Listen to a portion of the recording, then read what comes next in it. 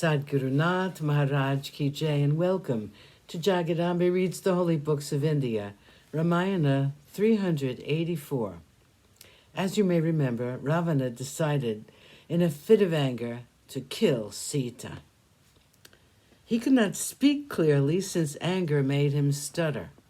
He said, "My child Indrajit tried his Maya to deceive the Vanaras, and he pretended to kill Sita, and that ruse failed. I will now make it come true. I will this moment kill that Sita, who is devoted to that despicable human being." Ravana took his sword in his hand, with his mind completely unhinged because of the loss of his beloved Indrajit.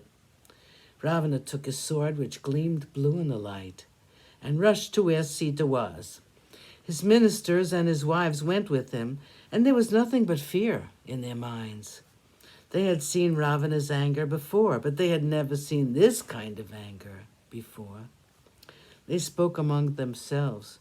"It is certain that the Koshal brothers will suffer a great sorrow. This emperor of ours has not once been defeated in war. The Devas who guard the four quarters are but his slaves. He is the Lord of the three worlds, and all that is precious or beautiful or rare has been annexed by our king. There is no one like him. None can equal him in valor or in might." They reached the Ashokavana, and Ravana walked with firm strides towards Sita. Some were bold enough to try and pacify his anger, but it was of no avail. Like an evil planet rushing toward Rohini, he went to Sita. Sita saw him coming towards her with his sword raised. She saw that he was being prevented by several, and that still he was walking toward her. She thought, "He seems to be in a fit of anger since he's coming toward me with a sword. He is sure to kill me who is helpless, who has no one to help me in my predicament. All these days he has been telling me that he thinks nothing of my Rama. He has been forcing me to forget my Rama and to accept his love, and since I have been refusing him constantly, he is disgusted with me, evidently, and has made up his mind to kill me. I'm sure of it. Perhaps those brave brothers of his have been killed in the war. Perhaps he's unhappy because his son is dead. He's not able to kill Rama, and perhaps out of frustration, he has decided to kill me. If only I had listened to Hanuman's suggestion and allowed him to take me back to Rama, I would have joined my Lord long ago. Perhaps Rama is dead. I do not know what has happened." Sita was ready to die since she was convinced that Rama had been killed and that Ravana was angry with her because she had spurned his love. He must have felt that all his attempts had been futile, and in sheer disgust, he had decided to kill her. While he was set on killing Sita, Ravana was not able to think properly.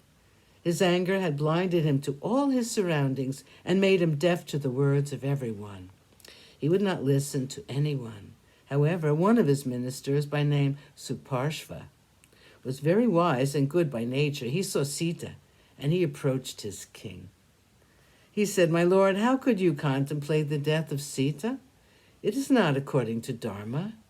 You are well versed in the sacred lore, and you have ever been observing rites and vratas, which will win a place for you in heaven.